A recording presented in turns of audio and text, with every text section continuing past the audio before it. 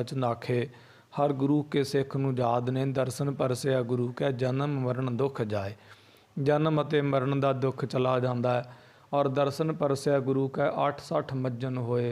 68 तीर्थां दे मज्जन पुरब दा इशनान फल महात्म प्राप्त होंदा है। ऐसे महिमा दे मालक सतगुरु श्री गुरु अंगद देव जी महाराज सच्चे पातशाह जी का वैसाख सुदी एकम भाव अज दे दिन अंमृत वेले महाराज जी का आगमन बाबा फेरू मल जी साहब जी दे घरों माता सबराई माता निहाल कौर जी साहब जी की मुखों होया। साध संगत जी आप जी का नाम लहना धरिया कहो नानक तिस भयो प्राप्त जिस पुरब लिखे का लहना।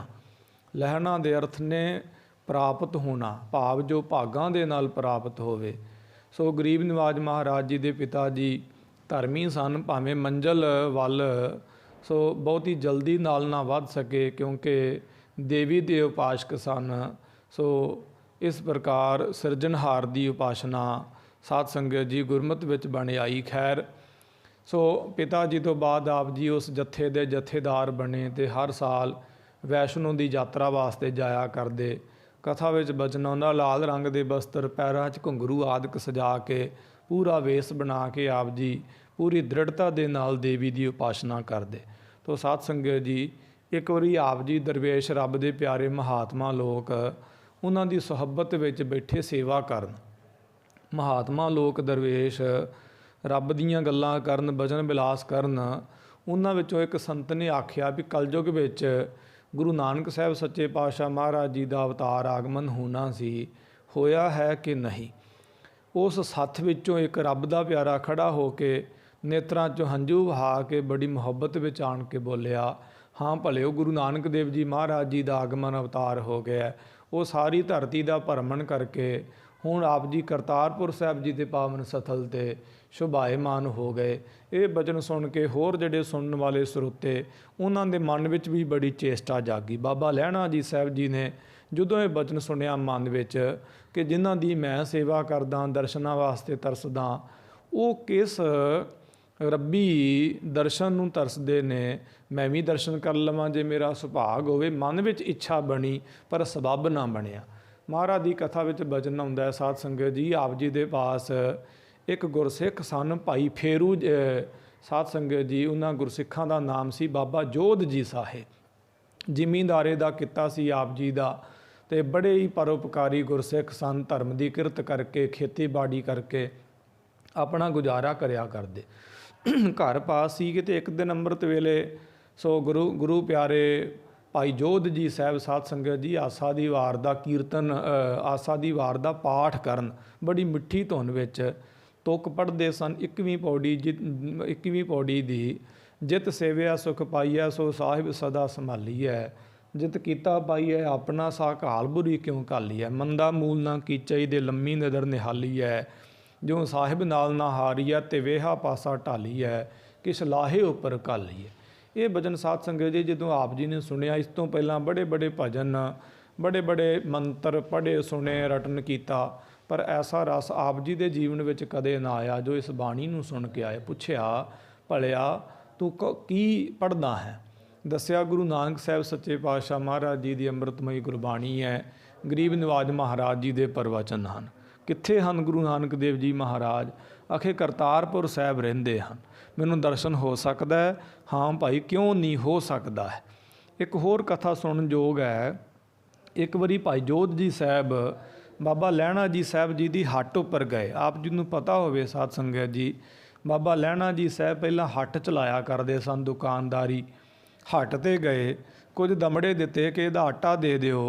सो जिन्ने दमड़ियां दा आटा बनदा सी उस तो वध आटा भाई लहणा जी साहब जी ने पा दिता गुरु के सिख जान के। ते भाई जोध जी साहब जी ने कहा भी नहीं ये तुसां ने वध आटा पाया है जिन्ना मेरा हक बनदा उन्ना क दिओ ना अपने कोलों पाओ ना मेरा रखो। मैं हक छड्डदा भी नहीं ते हक लैंदा भी नहीं किसी दा। बहुत वारी कहा पर भाई जोध जी साहब जी ने ना आटा वध लिया।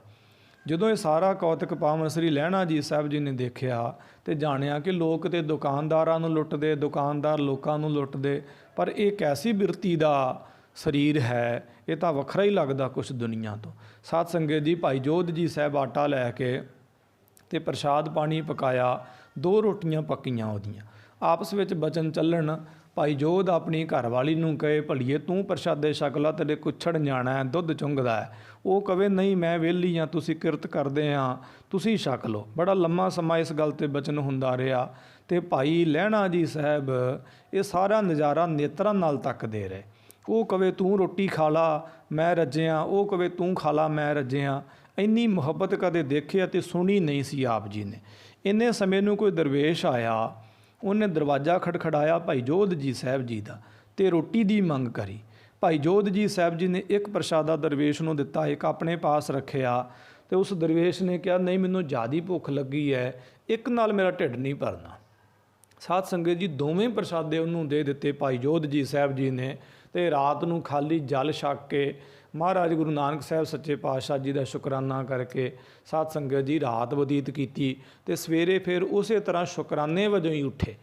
ਜਦੋਂ ਇਹ ਸਾਧ ਸੰਗਤ ਜੀ ਬੜਾ ਅਜੀਬ ਜਿਹਾ ਨਜ਼ਾਰਾ ਪਾਵਨ ਸ੍ਰੀ ਲਹਿਣਾ ਜੀ ਸਾਹਿਬ ਜੀ ਨੇ ਦੇਖਿਆ, ਮਨ ਵਿੱਚ ਇੱਛਾ ਜਾਗੀ ਕਿ ਜਿਸ ਗੁਰੂ ਦੀ ਮਹਿਮਾ ਮੈਂ ਸੰਤਾਂ ਦੇ ਕੋਲੋਂ ਸੁਣੀ, ਜਿਸ ਗੁਰੂ ਦੇ ਸਿੱਖ ਇੰਨੇ ਉੱਚੇ ਸੁੱਚੇ ਤੇ ਪਰਉਪਕਾਰ ਦੇ ਜੀਵਨ ਵਾਲੇ ਨੇ, ਜ਼ਰੂਰ ਮੈਨੂੰ ਉਹਨਾਂ ਨੂੰ ਗੁਰੂ ਧਾਰਨ ਕਰ ਲੈਣਾ ਚਾਹੀਦਾ। ਸਾਧ ਸੰਗਤ ਜੀਓ, ਮਹਾਰਾਜ ਗੁਰੂ ਅੰਗਦ ਸਾਹਿਬ ਸੱਚੇ ਪਾਤਸ਼ਾਹ ਗਰੀਬ ਨਵਾਜ ਜੀ ਦਾ ਪੁਰਬ ਹੈ। ਤੇ ਸਾਧ ਸੰਗਤ ਜੀ ਸਤਿਗੁਰੂ ਗਰੀਬ ਨਵਾਜ ਮਹਾਰਾਜ ਜੀ ਦੀ ਕਥਾ ਸਾਨੂੰ ਪ੍ਰੇਰਦੀ ਹੈ ਕਿ ਜੇ ਸਾਡੇ ਆਪਣੇ ਜੀਵਨ ਉੱਚੇ ਤੇ ਸੁੱਚੇ ਹੋਣਗੇ, ਅਸੀਂ ਪਤਾ ਨਹੀਂ ਕਿੰਨਿਆਂ ਕੁ ਨੂੰ ਸਾਧ ਸੰਗਤ ਜੀ ਗੁਰੂ ਨਾਨਕ ਦੇ ਘਰ ਦੇ ਨਾਲ ਜੋੜ ਸਕਦੇ ਹਾਂ। ਤੇ ਜੇ ਜੀਵਨ ਉੱਚੇ ਅਤੇ ਸੁੱਚੇ ਨਹੀਂ, ਫਿਰ ਖੇਡ ਨਹੀਂ ਬਣਨੀ, ਭਾਵੇਂ ਕਿੰਨੇ ਮਰਜ਼ੀ ਪ੍ਰਚਾਰ ਪ੍ਰਸਾਰ ਕਰਵਾ ਲਈਏ। ਬੜੀ ਅਜੀਬ ਗੱਲ ਹੈ, ਭਾਈ ਜੋਧ ਜੀ ਕੋਈ ਪ੍ਰਚਾਰਕ ਨਹੀਂ, ਸਿਰਫ ਉਹਨਾਂ ਦਾ ਜੀਵਨ ਹੀ ਜਿਹੜਾ ਸੀ ਉਹ ਪ੍ਰਚਾਰ ਬਣਿਆ।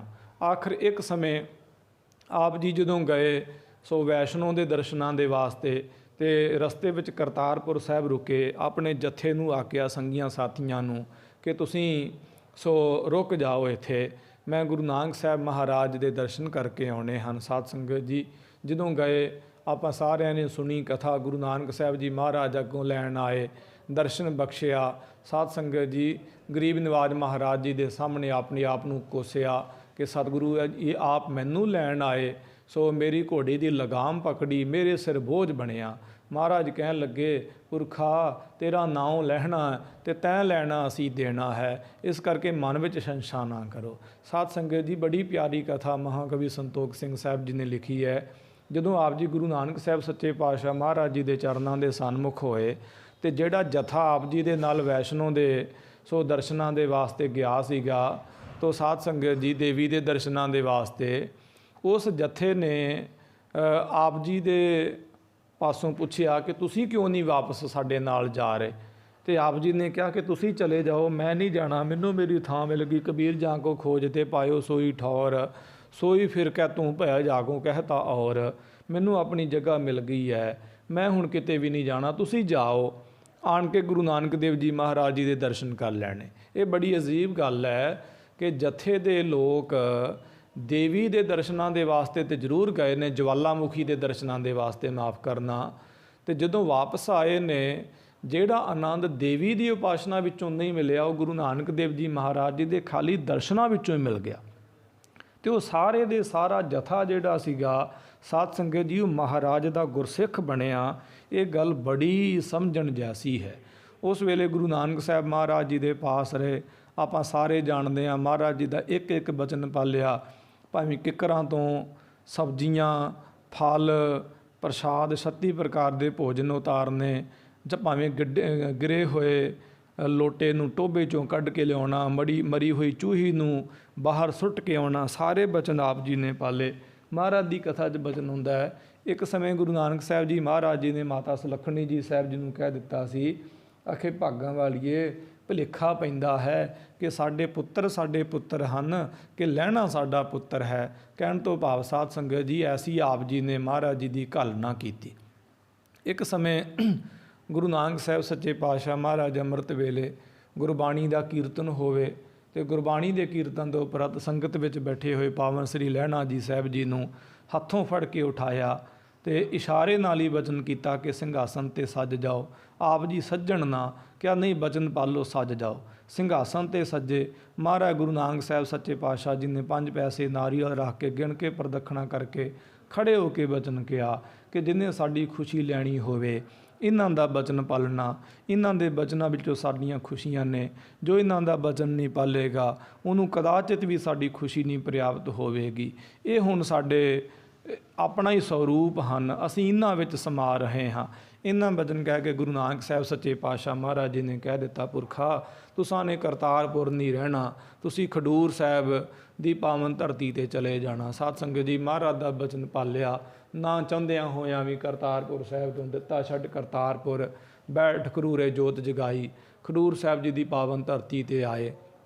ਕੁਝ ਸਮਾਂ ਆਪ ਜੀ ਚੁੱਪ ਰਹੇ, ਕਿਉਂਕਿ ਜਿਸ ਪਿਆਰੇ ਸਿਉ ਨੇਹੋ ਤੇ ਸਿਆਗੈ ਮਰ ਚੱਲੀਐ, ਧਿਰਗ ਜੀਵਨ ਸੰਸਾਰ ਤਾਂ ਕਹਿ ਪਾਛੈ ਜੀਵਨਾ। ਇਹੋ ਹੀ ਬਚਨ ਆਪ ਜੀ ਪੜ੍ਹੀ ਜਾਂਦੇ ਕਿ ਜਿਸ ਪਿਆਰੇ ਨਾਲ ਪ੍ਰੇਮ ਹੈ ਉਹਦੇ ਤੋਂ ਪਹਿਲਾਂ ਹੀ ਮਰ ਜਾਣਾ ਚਾਹੀਦਾ, ਆਪਣੇ ਪ੍ਰੀਤਮ ਤੋਂ ਪਹਿਲਾਂ। ਪ੍ਰੀਤਮ ਤੋਂ ਬਾਅਦ ਜਿਹੜਾ ਜੀਣਾ ਹੈ, ਐਸੇ ਜੀਵਨ ਨੂੰ ਤੇ ਲਾਹਣਤਾਂ ਹੀ ਨੇ। ਇਸ ਤਰ੍ਹਾਂ ਦਾ ਭਜਨ ਸਾਧ ਸੰਗਤ ਜੀ ਆਪ ਜੀ ਪੜ੍ਹੀ ਜਾਣ, ਉਚਾਰੀ ਜਾਣ। ਪਾਵਨ ਸ੍ਰੀ ਬਾਬਾ ਬੁੱਢਾ ਜੀ ਸਾਹਿਬ ਆਦਿ ਗੁਰਸਿੱਖਾਂ ਨੇ ਸੋ ਬੇਨਤੀ ਕਰੀ, ਮਹਾਰਾਜ ਆਪ ਕਿਰਪਾ ਕਰਕੇ ਉਪਦੇਸ਼ ਦਿਓ, ਤੇ ਗਰੀਬ ਨਵਾਜ ਮਹਾਰਾਜ ਕਿਰਪਾ ਕਰਕੇ ਕੁਛ ਨਾ ਕੁਛ ਜ਼ਰੂਰ ਬਚਨ ਆਖੋ। ਉਸ ਵੇਲੇ ਗੁਰੂ ਨਾਨਕ ਸਾਹਿਬ ਜੀ ਮਹਾਰਾਜ ਸੱਚੇ ਪਾਤਸ਼ਾਹ ਜੀ ਦੀ ਮਹਿਮਾ ਵਿੱਚ ਪਹਿਲਾ ਸ਼ਲੋਕ ਆਪ ਜੀ ਨੇ ਉਚਾਰਿਆ, ਦੀਖਿਆ ਆਪ ਬੁਝਾਇਆ ਸਿਫਤੀ ਸੱਜ ਸਮੇਓ, ਤਿਨ ਕੋ ਕਿਆ ਉਪਦੇਸੀਆ ਜਿਨ ਗੁਰੂ ਨਾਨਕ ਦੇਓ। ਬਾਬਾ ਬੁੱਢਾ ਜੀ ਸਾਹਿਬ ਆਦਿ ਗੁਰਸਿੱਖਾਂ ਦੀ ਬਾਬਤ ਆਖਿਆ ਕਿ ਜਿਨ੍ਹਾਂ ਦਾ ਗੁਰੂ ਨਾਨਕ ਸਾਹਿਬ ਗੁਰੂ ਹੋਵੇ ਉਹਨਾਂ ਨੂੰ ਅਸੀਂ ਕੀ ਉਪਦੇਸ਼ ਦੇ ਸਕਦੇ ਹਾਂ। ਸੋ ਤੁਸੀਂ ਵੱਡੇ ਹੋ ਭਾਈ, ਇੰਨੀ ਨਿਮਰਤਾ ਆਪ ਜੀ ਨੇ ਦਿਖਾਈ ਸਾਧ ਸੰਗਤ ਜੀ। ਉਪਰੰਤ ਕੁਝ ਸਮੇਂ ਬਾਅਦ ਗੁਰਤਾ ਗੱਦੀ ਤੇ ਸ਼ੋਭਾਇਮਾਨ ਹੋਏ। ਜਿਹੜੀਆਂ ਥਾਵਾਂ ਤੇ ਪੂਰਬ ਪੱਛਮ ਦੱਖਣ ਉੱਤਰ ਦੇਸ਼ਾਂ ਵਿਦੇਸ਼ਾਂ ਪ੍ਰਦੇਸ਼ਾਂ ਵਿੱਚ ਮਹਾਰਾਜ ਗੁਰੂ ਨਾਨਕ ਸਾਹਿਬ ਗਏ, ਉਹਨਾਂ ਥਾਵਾਂ ਤੋਂ ਸਿੱਖ ਆਉਣ ਲੱਗੇ। ਸਾਰਿਆਂ ਨੇ ਜਾਣਿਆ ਕਿ ਮਹਾਰਾਜ ਆਪਣਾ ਸਰੀਰ ਅਲੋਪ ਕਰਕੇ ਗੁਰੂ ਅੰਗਦ ਸਾਹਿਬ ਜੀ ਦਾ ਰੂਪ ਹੋ ਗਏ ਨੇ। ਸਾਧ ਸੰਗਤ ਜੀ, ਬੜੀਆਂ ਰੌਣਕਾਂ ਮਹਾਰਾਜ ਜੀ ਦੇ ਘਰੇ, ਬਹੁਤਾ ਹੀ ਆਨੰਦ ਬਣਿਆ। ਕਈ ਪ੍ਰਕਾਰ ਦਾ ਈਰਖਾ ਵਾਲਾ ਵਰਤੋਂ ਵਿਵਹਾਰ ਵੀ ਹੋਇਆ, ਪਰ ਸਾਧ ਸੰਗਤ ਜੀ ਨਿਰਲੇਪ ਰਹਿਣ ਦਾ ਉਪਦੇਸ਼ ਦੇਣ ਵਾਲੇ ਸਤਿਗੁਰੂ ਸੱਚੇ ਪਾਤਸ਼ਾਹ ਮਹਾਰਾਜ ਜੀ ਨੂੰ ਕਿੱਥੋਂ ਪਹੁੰਚਦੀਆਂ ਹਨ ਇਹ ਸੰਸਾਰ ਦੀਆਂ ਸਾਧ ਸੰਗਤ ਜੀ ਖੇਡਾਂ, ਸੰਸਾਰ ਦੇ ਵਿਚਾਰ ਤੇ ਬਲਬਲੇ। ਗਰੀਬ ਨਿਵਾਜ ਮਹਾਰਾਜ ਗੁਰਤਾ ਗੱਦੀ ਤੇ ਸ਼ੋਭਾਇਮਾਨ ਹੋਏ। ਸਾਧ ਸੰਗਤ ਜੀ, ਕੁਝ ਵੱਡੇ ਪਰਉਪਕਾਰ ਸਤਿਗੁਰੂ ਸੱਚੇ ਪਾਤਸ਼ਾਹ ਮਹਾਰਾਜ ਜੀ ਨੇ ਕਰੇ ਨੇ, ਜੋ ਸਮਝਣ ਵਿਚਾਰਨ ਅਤੇ ਕਮਾਉਣ ਯੋਗ ਹਨ। ਸੰਖੇਪ ਜਿਹਾ ਭਜਨ ਸਾਂਝਾ ਕਰਨਾ। ਸਭ ਤੋਂ ਪਹਿਲਾਂ ਸਾਧ ਸੰਗਤ ਜੀ, ਆਪ ਜੀ ਨੇ ਸੋ ਸ੍ਰੀ ਗੁਰੂ ਨਾਨਕ ਸਾਹਿਬ ਸੱਚੇ ਪਾਤਸ਼ਾਹ ਮਹਾਰਾਜ ਜੀ ਦੀ ਕਥਾ ਲਿਖਵਾਈ। ਗੁਰੂ ਨਾਨਕ ਸਾਹਿਬ ਜੀ ਮਹਾਰਾਜ ਦੀ ਜਿਹੜੀ ਕਥਾ ਸੀ, ਸੋ ਗੁਰੂ ਪਿਆਰੇ ਗੁਰਸਿੱਖ ਭਾਈ ਬਾਲਾ ਜੀ ਸਾਹਿਬ ਜੀ, ਜੋ ਮਹਾਰਾਜ ਗੁਰੂ ਨਾਨਕ ਸਾਹਿਬ ਜੀ ਦੇ ਸੰਗੀ ਸਾਥੀ ਰਹੇ, ਭਾਈ ਮਰਦਾਨਾ ਜੀ ਸਾਹਿਬ ਜੀ ਦੇ ਵਾਂਗ ਉਹਨਾਂ ਦੇ ਨਾਲ ਰਹੇ। ਸਾਧ ਸੰਗਤ ਜੀ, ਉਹਨਾਂ ਦੇ ਪਾਸੋਂ ਸਾਰੀ ਕਥਾ ਸੁਣ ਕੇ ਸ੍ਰੀ ਗੁਰੂ ਅੰਗਦ ਦੇਵ ਜੀ ਮਹਾਰਾਜ ਜੀ ਨੇ ਉਹ ਕਥਾ ਜਿਹੜੀ ਸੀ, ਸਾਧ ਸੰਗਤ ਜੀ ਭਾਈ ਪੈੜਾ ਮੋਖਾ ਜੀ ਜੋ ਸੁਲਤਾਨਪੁਰ ਲੋਧੀ ਦੇ ਰਹਿਣ ਵਾਲੇ ਸਨ, ਉਹਨਾਂ ਦੇ ਪਾਸੋਂ ਸਾਰੀ ਕਥਾ ਲਿਖਵਾਈ।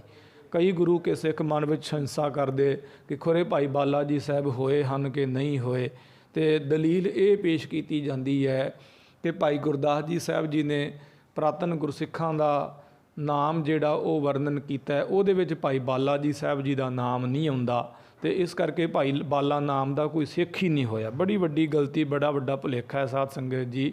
ਜਦੋਂ ਸੰਸ਼ਾ ਪੈਦਾ ਹੋ ਜਾਵੇ ਫਿਰ ਅਸੀਂ ਗੁਰੂ ਕੇ ਇਤਿਹਾਸ ਉੱਪਰ ਯਕੀਨ ਕਿਵੇਂ ਕਰ ਸਕਦੇ ਹਾਂ? ਗੁਰੂ ਕੇ ਇਤਿਹਾਸ ਨੂੰ ਸੱਚ ਮੰਨ ਕੇ ਆਪਣੇ ਜੀਵਨ ਵਿੱਚ ਗੁਰੂ ਕੇ ਇਤਿਹਾਸ ਨੂੰ ਕਿਵੇਂ ਢਾਲ ਸਕਦੇ ਹਾਂ? ਨਹੀਂ ਢਾਲ ਸਕਦੇ ਭਾਈ, ਇਹ ਭੁਲੇਖਾ ਹੈ। ਇਹ ਸੰਸ਼ੇ ਦੀ ਨਿਵਰਤੀ ਹੁੰਦੀ ਹੈ ਸਾਧ ਸੰਗਤ ਜੀ। ਆਪ ਸਭ ਨੂੰ ਪਤਾ ਕਿ ਗੁਰੂ ਨਾਨਕ ਸਾਹਿਬ ਜੀ ਮਹਾਰਾਜ ਦੇ ਬੜੇ ਪਿਆਰੇ ਗੁਰਸਿੱਖ ਹੋਏ ਭਾਈ ਲਾਲੋ ਜੀ ਸਾਹਿਬ, ਉਹਨਾਂ ਦਾ ਨਾਮ 7 ਵਾਰੀ ਸ੍ਰੀ ਗੁਰੂ ਗ੍ਰੰਥ ਸਾਹਿਬ ਜੀ ਮਹਾਰਾਜ ਵਿੱਚ ਆਇਆ। ਜੈਸੀ ਮੈਂ ਆਵੇ ਖਸਮ ਕੀ ਬਾਣੀ, ਤੈਸੜਾ ਕਰੀ ਗਿਆਨ ਵੇ ਲਾਲੋ, 1 ਵਾਰੀ ਹੋ ਗਿਆ।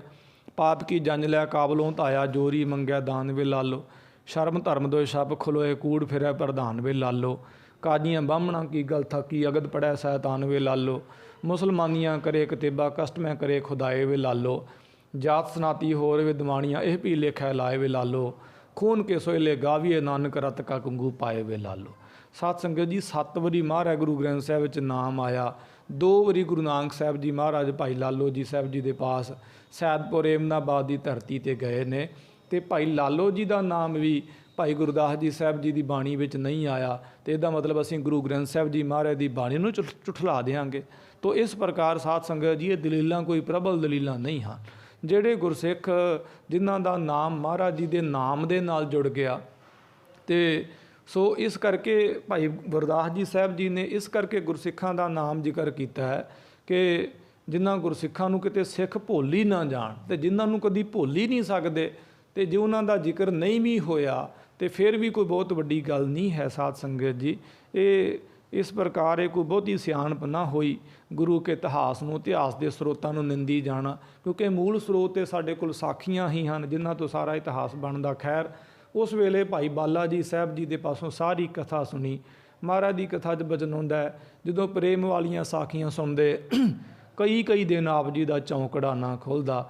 ਇੰਨੇ ਪ੍ਰੇਮ ਦੇ ਵਿੱਚ ਸਾਧ ਸੰਗਤ ਜੀ ਆਪ ਜੀ ਦੀਵਾਨੇ ਰਹਿੰਦੇ। ਸਾਰੀ ਕਥਾ ਸੁਣੀ ਤੇ ਕਥਾ ਲਿਖਾਈ, ਤੇ ਗੁਰੂ ਘਰ ਵਿੱਚ ਸ਼ਾਮ ਦੀ ਕਥਾ ਦੀ ਜਿਹੜੀ ਮਰਜ਼ਾਦਾ ਹੈ ਇਹ ਸ੍ਰੀ ਗੁਰੂ ਅੰਗਦ ਦੇਵ ਜੀ ਮਹਾਰਾਜ ਜੀ ਨੇ ਬੰਨੀ ਕਿ ਸਵੇਰ ਵੇਲੇ ਗੁਰਬਾਣੀ ਦੀ ਕਥਾ ਹੋਵੇ ਤੇ ਸ਼ਾਮ ਵੇਲੇ ਗੁਰੂ ਇਤਿਹਾਸ ਦੀ ਕਥਾ ਹੋਵੇ। ਐਡਾ ਵੱਡਾ ਪਰਉਪਕਾਰ ਕਰਕੇ ਤੇ ਗੁਰਮੁਖੀ ਜੋ ਅੱਖਰ ਹਨ ਇਹਨਾਂ ਦੇ ਪ੍ਰਚਾਰ ਪ੍ਰਸਾਰ ਦੀ ਵਿਧ ਵਿਧਾਨ ਆਪ ਜੀ ਨੇ ਬਣਾਇਆ। ਬੱਚਿਆਂ ਨੂੰ ਆਪ ਜੀ ਸਾਧ ਸੰਗਤ ਜੀ ਗੁਰਬਾਣੀ ਪੜ੍ਹਾਇਆ ਕਰਦੇ ਸਨ, ਸੰਥਾ ਕਰਾਇਆ ਕਰਦੇ, ਗੁਰਮੁਖੀ ਅੱਖਰ ਪੜ੍ਹਾਇਆ ਕਰਦੇ, ਪੰਜਾਬੀ ਪੜ੍ਹਾਇਆ ਕਰਦੇ। ਤੋ ਇੱਕ ਵਾਰੀ ਹਮਾਊ ਜਿਹੜਾ ਬਾਬਰ ਦਾ ਪੁੱਤ ਹੋਇਆ ਮਹਾਰਾਜ ਦੇ ਪਾਸ ਆਇਆ, ਸਤਿਗੁਰੂ ਬੱਚਿਆਂ ਨੂੰ ਬਾਣੀ ਪੜ੍ਹਾ ਰਹੇ। ਇਹਨੇ ਸੋਚਿਆ ਮਹਾਰਾਜ ਸ਼ਾਇਦ ਮੈਨੂੰ ਸਲਾਮ ਕਰਨਗੇ, ਸਿਰ ਝੁਕਾਉਣਗੇ। ਮਹਾਰਾਜ ਨੇ ਸਿਰ ਤੇ ਕੀ ਝੁਕਾਉਣਾ, ਗੁਰਬਾਣੀ ਦਾ ਇੰਨਾ ਅਦਬ ਕੀਤਾ ਕਿ ਇਹਦੇ ਵੱਲ ਝਾਕਿਆ ਤੱਕ ਨਾ, ਦੇਖਿਆ ਤੱਕ ਨਾ ਇਹਦੇ ਵੱਲ। ਸਾਧ ਸੰਗਤ ਜੀ ਇਹਨੂੰ ਹੰਕਾਰ ਹੋਇਆ ਤੇ ਤਲਵਾਰ ਉਠਾਉਣ ਲੱਗਾ। ਸਤਿਗੁਰਾਂ ਨੇ ਕਿਹਾ ਸ਼ਰਮ ਨਹੀਂ ਆਉਂਦੀ, ਜਿੱਥੇ ਤਲਵਾਰ ਉਠਾਉਣੀ ਸੀ ਸ਼ੇਰ ਸ਼ਾਹ ਸੂਰੀ ਦੇ ਸਨਮੁਖ, ਉੱਥੇ ਨਵਰਦਾ ਵਾਂਗੂ ਹੀਜੜਿਆਂ ਵਾਂਗੂ ਭੱਜ ਕੇ ਆ ਗਿਆ। ਜਿੱਥੇ ਹੱਥ ਜੋੜਨੇ ਉੱਥੇ ਹੱਥ ਚੁੱਕਦਾ, ਸ਼ਰਮ ਕਰ। ਸਾਧ ਸੰਗਤ ਜੀ ਦਾ ਸਰੀਰ ਹੀ ਜੜ ਹੋ ਗਿਆ, ਪੱਥਰ ਹੀ ਬਣ ਗਿਆ। ਫਿਰ ਮਹਾਰਾਜ ਨੇ ਇਹਨੂੰ ਬਖਸ਼ਿਆ ਸਾਧ ਸੰਗਤ ਜੀ। ਸੋ ਗੁਰਬਾਣੀ ਦਾ ਅਦਬ ਇੰਨਾ ਆਪ ਜੀ ਨੇ ਸਾਧ ਸੰਗਤ ਜੀ ਸਿਖਾਇਆ ਕਿ ਜਦੋਂ ਗੁਰਬਾਣੀ ਗੁਰੂ ਕਾ ਸਿੱਖ ਪੜ੍ਹਦਾ ਪੜ੍ਹਾਉਂਦਾ ਹੋਵੇ, ਕੋਈ ਬਾਦਸ਼ਾਹ ਵੀ ਕਿਉਂ ਨਾ ਆ ਜਾਵੇ, ਤਾਂ ਵੀ ਗੁਰਬਾਣੀ ਦੇ ਸਤਿਕਾਰ ਦੇ ਨਾਲ ਕਿਸੇ ਹੋਰ ਦਾ ਸਤਿਕਾਰ ਨਹੀਂ ਕਰਨਾ। ਸਭ ਤੋਂ ਉੱਤਮ ਸਤਿਕਾਰ ਮਹਾਰਾਜ ਦੀ ਬਾਣੀ ਦਾ ਕਰਨਾ। ਇਸ ਪ੍ਰਕਾਰ ਇੰਨੀ ਨਿਰਭੈਤਾ, ਨਿਡਰਤਾ ਔਰ ਇਸੇ ਪ੍ਰਕਾਰ ਬੇਪਰਵਾਹੀ ਮਹਾਰਾਜ ਜੀ ਨੇ ਗੁਰਸਿੱਖੀ ਵਿੱਚ ਸਾਧ ਸੰਗਤ ਜੀ ਭਰੀ। ਪਰਉਪਕਾਰ ਕਰੇ ਔਰ ਬੱਚਿਆਂ ਨੂੰ ਗੁਰਮੁਖੀ ਪੜ੍ਹਾਈ। ਗੁਰਮੁਖੀ ਨਹੀਂ ਸਾਧ ਸੰਗਤ ਜੀ, ਗੁਰੂ ਅੰਗਦ ਸਾਹਿਬ ਜੀ ਮਹਾਰਾਜ ਦਾ ਇੱਕ ਗੁਰਦੁਆਰਾ ਹੈ, ਉਸ ਗੁਰਦੁਆਰੇ ਦਾ ਨਾਮ ਗੁਰਦੁਆਰਾ ਮੱਲ ਅਖਾੜਾ ਸਾਹਿਬ ਹੈ। ਸਾਧ ਸੰਗਤ ਜੀ ਖਡੂਰ ਸਾਹਿਬ ਜੀ ਦੀ ਪਾਵਨ ਧਰਤੀ ਤੇ ਉੱਥੇ ਬੱਚਿਆਂ ਦਾ ਅਖਾੜਾ, ਮੱਲ ਪਲੱਸ ਅਖਾੜਾ। ਮੱਲ ਕਹਿੰਦੇ ਨੇ ਪਹਿਲਵਾਨ, ਪਹਿਲਵਾਨਾਂ ਦਾ ਅਖਾੜਾ ਬਣਾਇਆ ਕਰਦੇ ਮਹਾਰਾਜ, ਤਾਂ ਕਿ ਸਰੀਰ ਵੀ ਜਿਹੜਾ ਰਿਸ਼ਟ ਪੁਸ਼ਟ ਰਹੇ, ਚੜ੍ਹਦੀ ਕਲਾ ਵਿੱਚ ਰਹੇ। ਸੋ ਸਰੀਰ ਨੂੰ ਵੀ ਕੋਈ ਰੋਗ ਨਾ ਲੱਗਣ, ਮੋਟਾਪਾ ਆਦਿਕ ਵੀ ਨਾ ਹੋਵੇ। ਗਰੀਬ ਨਵਾਜ ਮਹਾਰਾਜ ਜੀ ਨੇ ਗੁਰਸਿੱਖੀ ਨੂੰ ਅੰਤਰੀਬ ਤੌਰ 'ਤੇ ਗੁਰਬਾਣੀ ਦੇ ਨਾਲ, ਬਾਹਰੀ ਤੌਰ 'ਤੇ ਸਾਧ ਸੰਗਤ ਜੀ ਸ਼ਸਤਰ ਵਿਦਿਆ ਔਰ ਜੰਗਜੂ ਜਿਹੜੇ ਯੋਧਿਆਂ ਵਾਲੀ, ਬਹਾਦਰਾਂ ਵਾਲੀ ਵਿਦਿਆ, ਇਹਦਾ ਸਾਧ ਸੰਗਤ ਜੀ ਵਿਸ਼ੇਸ਼ ਕਰਕੇ ਮਹਾਰਾਜ ਜੀ ਨੇ ਪਰਉਪਕਾਰ ਕੀਤਾ। ਸ੍ਰੀ ਗੁਰੂ ਨਾਨਕ ਸਾਹਿਬ ਸੱਚੇ ਪਾਤਸ਼ਾਹ ਮਹਾਰਾਜ ਜੀ ਦੀ ਗੁਰਬਾਣੀ ਨੂੰ ਸੰਭਾਲਿਆ, ਉਹਦੀ ਤਰਤੀਬ ਬੰਨੀ। ਔਰ ਇਸ ਪ੍ਰਕਾਰ ਸਾਧ ਸੰਗਤ ਜੀ ਲੰਗਰ ਦੀ ਪ੍ਰਥਾ ਆਪ ਜੀ ਦੇ ਘਰੋਂ ਸਾਡੇ ਸਤਿਕਾਰਯੋਗ ਮਾਤਾ ਜੀ, ਮਾਤਾ ਖੀਵੀ ਜੀ ਸਾਹਿਬ, ਜਿਨ੍ਹਾਂ ਦਾ ਨਾਮ ਸ੍ਰੀ ਗੁਰੂ ਗ੍ਰੰਥ ਸਾਹਿਬ ਜੀ ਮਹਾਰਾਜ ਵਿੱਚ ਆਉਂਦਾ, ਮਾਤਾ ਖੀਵੀ ਸਹੁ ਸੋਇ ਜਿਨ ਗੋਏ ਉਠਾਲੀ। ਸਾਧ ਸੰਗਤ ਜੀ ਆਪ ਜੀ ਲੰਗਰ ਵਿੱਚ ਸੋ ਨਿਤ ਸੋਈ ਤੇਰੀ ਆ ਘਿਓ ਮੈਦਾ ਖਾਣ, ਸੋ ਲੰਗਰ ਦੌਲਤ ਵੰਡੀਆ ਰਸ ਅੰਮ੍ਰਿਤ ਖੀਰ ਘਿਆਲੀ, ਘਿਓ ਵਾਲੀ ਖੀਰ ਬਣਾ ਕੇ ਵਰਤਾਇਆ ਕਰਦੇ। ਇਹ ਸਾਧ ਸੰਗਤ ਜੀ ਗੁਰੂ ਘਰ ਦੀਆਂ ਪਰੰਪਰਾਵਾਂ ਨੇ ਕਿ ਗੁਰੂ ਘਰ ਦੇ ਵਿੱਚ ਕੋਈ ਕਿਸ ਮਰਜ਼ੀ ਅਹੁਦੇ 'ਤੇ ਔਰ ਕਿੰਨਾ ਮਰਜ਼ੀ ਸਨਮਾਨਯੋਗ ਕਿਉਂ ਨਾ ਹੋਵੇ, ਉਹਦਾ ਪਰਿਵਾਰ ਜਿਹੜਾ ਹੈ ਉਹ ਜ਼ਰੂਰ ਗੁਰਸਿੱਖਾਂ ਦੀ ਸੇਵਾ ਕਰੇ। ਮਹਾਰਾਜ ਆਪ ਸੇਵਾ ਕਰਿਆ ਕਰਦੇ ਸਾਧ ਸੰਗਤ ਜੀ, ਔਰ ਸਤਿਗੁਰਾਂ ਦਾ ਪਰਿਵਾਰ ਬੀਬੀ ਖੀਵੀ ਜੀ ਸਾਹਿਬ ਸੇਵਾ ਕਰਿਆ ਕਰਦੇ। ਗੁਰੂ ਅੰਗਦ ਸਾਹਿਬ ਜੀ ਮਹਾਰਾਜ ਨੇ ਪਿਪਲੀ ਸਾਹਿਬ ਦੇ ਸਥਾਨ 'ਤੇ ਵੀ ਇਹੋ ਪੂਰਨੇ ਪਾਏ, ਭੇਸ ਵਟਾ ਕੇ ਮੰਡਾਸਾ ਬੰਨ੍ਹ ਕੇ ਗੁਰਸਿੱਖਾਂ ਦੀ ਸੇਵਾ ਕਰਿਆ ਕਰਦੇ ਸਨ। ਐਸੇ ਪਰਉਪਕਾਰੀ ਸਤਿਗੁਰੂ ਜਿਨ੍ਹਾਂ ਨੇ ਸ੍ਰੀ ਗੁਰੂ ਗ੍ਰੰਥ ਸਾਹਿਬ ਜੀ ਮਹਾਰਾਜ ਵਿੱਚ ਬਾਣੀ ਦੇ ਸ਼ਲੋਕ ਵੀ ਉਚਾਰਨ ਕੀਤੇ ਜੋ ਵੱਖ-ਵੱਖ ਵਾਰਾਂ ਦੇ ਵਿੱਚ ਸ਼ੋਭਾਇਮਾਨ ਹਨ। ਗਰੀਬ ਨਵਾਜ ਮਹਾਰਾਜ ਜੀ ਦੀ ਬਾਣੀ ਅਤੇ ਗੁਰੂ ਕਾ ਇਤਿਹਾਸ ਸਾਧ ਸੰਗਤ ਜੀ ਸਾਡੇ ਲਈ ਮਾਰਗ ਦਰਸ਼ਨ ਕਰਦਾ ਹੈ। ਸਾਨੂੰ ਗਰੀਬ ਨਵਾਜ ਮਹਾਰਾਜ ਜੀ ਦੇ ਇਤਿਹਾਸ ਤੋਂ, ਸੋ ਸਤਿਗੁਰਾਂ ਦੀ ਸਿੱਖਿਆਵਾਂ ਤੋਂ ਸਿੱਖਿਆ ਲੈ ਕੇ ਉਹ ਕਿਣਕਾ ਮਾਤਰ ਦੇ ਜੀਵਨ ਵਿੱਚ ਵਸ ਗਿਆ। ਕਿਣਕਾ ਇੱਕ ਜਿਸ ਜੀਵ ਵਸਾਵੈ ਤਾਂ ਕਿ ਮਹਿਮਾ ਗਨੀ ਨਾ ਆਵੈ। ਸਾਡਾ ਭਲਾ ਹੋ ਜਾਵੇਗਾ। ਜਿਨ ਕੀ ਯਾदें ਮਨਾਤੇ ਉਨ ਕੀ ਬਾतें ਵੀ ਮਾਨੋ। ਮਹਾਰਾਜ ਜੀ ਦਾ ਬਚਨ ਵੀ ਪਾਲੀਏ। ਸਤਿਗੁਰਾਂ ਨੇ ਜੀਵਨ ਵਿੱਚ ਸਾਧ ਸੰਗਤ ਜੀ ਸੇਵਾ ਕੀਤੀ ਔਰ ਗੁਰੂ ਨਾਨਕ ਸਾਹਿਬ ਜੀ ਮਹਾਰਾਜ ਜੀ ਦਾ ਬਚਨ ਪਾਲਿਆ। ਤੇ ਸਿਮਰਨ ਨੂੰ ਮਹੱਤਤਾ ਦਿੱਤੀ, ਗੁਰਸਿੱਖਾਂ ਦੀ ਸੇਵਾ ਕੀਤੀ। ਸੇਵਾ ਦਾ ਅੰਸ਼ ਗੁਰਸਿੱਖ ਦੇ ਜੀਵਨ ਵਿੱਚ ਹੋਣਾ ਚਾਹੀਦਾ ਤੇ ਮਹਾਰਾਜ ਦਾ ਬਚਨ ਵੀ ਸਾਨੂੰ ਪਾਲਣਾ ਚਾਹੀਦਾ। ਜਿਵੇਂ ਇੱਕ ਇੱਕ ਬਚਨ ਗੁਰੂ ਨਾਨਕ ਸਾਹਿਬ ਜੀ ਮਹਾਰਾਜ ਜੀ ਦਾ ਆਪ ਜੀ ਨੇ ਪਾਲਿਆ ਤੇ ਬਚਨ ਉੱਪਰ ਕੋਈ ਤਰਕ ਨਹੀਂ ਕੀਤੀ। ਜੋ ਵੀ ਬਚਨ ਮਹਾਰਾਜ ਜੀ ਨੇ ਕਹਿ ਦਿੱਤਾ ਉਹ ਸੱਤ ਕਰਕੇ ਪਾਲਿਆ। ਇਹ ਨਹੀਂ ਕਦੇ ਸੋਚਿਆ ਵੀ ਖੁਰੇ ਰੁੱਖਾਂ ਤੋਂ ਵੀ ਫਲ ਭੋਜਨ ਲੈਂਦੇ ਨੇ 36 ਪ੍ਰਕਾਰ ਦੇ ਭੋਜਨ, ਜਿਵੇਂ ਅੱਜ ਕੱਲ੍ਹ ਕਹਿਣ ਲੱਗੇ। ਤੇ ਸਾਧ ਸੰਗਤ ਜੀ ਉਹੋ ਹੀ ਤੇ ਪੁਰਾਣੇ ਕਈ ਗੁਰਸਿੱਖਾਂ ਪੁੱਤਰਾਂ ਨੇ ਭੁੱਲ ਕੀਤੀ ਸੀ ਵੀ ਰੁੱਖਾਂ ਤੋਂ ਵੀ ਕਦੀ ਪਦਾਰਥ ਲੈਂਦੇ ਨੇ, ਰੋਟੀਆਂ ਲੈਂਦੀਆਂ ਨੇ, ਸਬਜ਼ੀਆਂ ਲੈਂਦੀਆਂ ਨੇ, ਰਸਗੁੱਲੇ ਮਠਾਈਆਂ ਲੈਂਦੀਆਂ ਨੇ। ਤੇ ਉਹੀ ਭੁੱਲ ਅੱਜ ਕੱਲ੍ਹ ਦੇ ਕਲਯੁਗੀ ਸਿੱਖ ਦੁਬਾਰਾ ਦੁਹਰਾ ਰਹੇ ਨੇ। ਇਹ ਭੁੱਲਾਂ ਹਨ ਸਾਧ ਸੰਗਤ ਜੀ। ਸਾਨੂੰ ਪਾਵਨ ਸ੍ਰੀ ਲਹਿਣਾ ਜੀ ਸਾਹਿਬ ਵਾਂਗੂ ਸਿੱਖੀ ਕਮਾਉਣ ਦਾ ਉਪਦੇਸ਼ ਹੈ। ਜੋ ਗੁਰ ਕਹੈ ਸੋਈ ਭਲ ਮਾਨੋ, ਹਰ ਹਰ ਕਥਾ ਨਿਰਾਲੀ। ਸੋ ਗੁਰ ਕਹਿਆ ਸਾਕਾਰ ਕਮਾਵੋ, ਗੁਰ ਕੀ ਕਰਨੀ ਕਾਹੇ ਧਾਵੋ। ਮਹਾਰਾਜ ਦਾ ਬਚਨ ਸਾਨੂੰ ਸੱਤ ਸੱਤ ਕਰਕੇ ਮੰਨਣਾ ਚਾਹੀਦਾ। ਇਹ ਗਰੀਬ ਨਵਾਜ ਮਹਾਰਾਜ ਜੀ ਦਾ ਜੀਵਨ ਸਾਡੇ ਜੀਵਨ ਨੂੰ ਚੜ੍ਹਦੀ ਕਲਾ ਵੱਲ, ਉਚਾਈਆਂ ਵੱਲ ਲੈ ਕੇ ਜਾਂਦਾ। ਸਾਧ ਸੰਗਤ ਜੀ, ਜੇ ਮਹਾਰਾਜ ਸੱਚੇ ਪਾਤਸ਼ਾਹ ਜੀ ਦਾ ਬਚਨ ਦ੍ਰਿੜਤਾ ਦੇ ਨਾਲ ਚੜ੍ਹਦੀ ਕਲਾ ਦੇ ਨਾਲ ਪਾਲੀਏ ਤਾਂ ਮਹਾਰਾਜ ਦੇ ਮਨਾਏ ਪੁਰਬ ਗੁਰਪੁਰਬ ਜਿਹੜੇ ਨੇ ਸਾਧ ਸੰਗਤ ਜੀ ਸਫਲ। ਭਾਈ ਗੁਰਦਾਸ ਜੀ ਸਾਹਿਬ ਕਹਿੰਦੇ ਕੁਰਬਾਨੀ ਤਿੰਨਾਂ ਗੁਰ ਸਿੱਖਾਂ, ਭਾਏ ਭਗਤ ਗੁਰਪੁਰਬ ਕਰੰਦੇ। ਜਿਹੜੇ ਪ੍ਰੇਮਾ ਭਗਤੀ ਸਹਿਤ ਮਹਾਰਾਜ ਦੇ ਪੁਰਬ ਕਰਦੇ ਨੇ ਉਹਨਾਂ ਗੁਰਸਿੱਖਾਂ ਤੋਂ ਕੁਰਬਾਨ ਜਾਈਏ, ਸਦਕੇ ਜਾਈਏ, ਬਲਿਹਾਰ